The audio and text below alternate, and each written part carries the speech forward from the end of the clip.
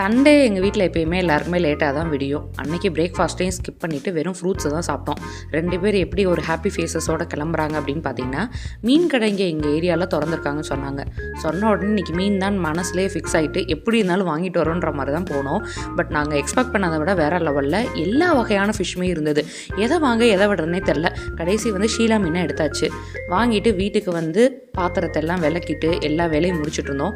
உங்களுக்கு டீப் க்ளீனும் பண்ணிடலாம் அப்படின்னு சொல்லிட்டு இந்த வாரமே நாங்கள் டீப் க்ளீன் எல்லாமே பண்ணியாச்சு. கிச்சன் தான் பெரிய கந்தகோலமாக இருந்தது.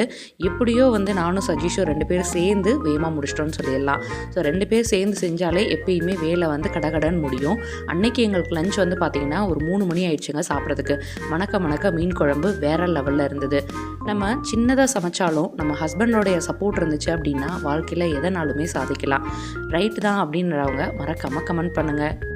பாய்.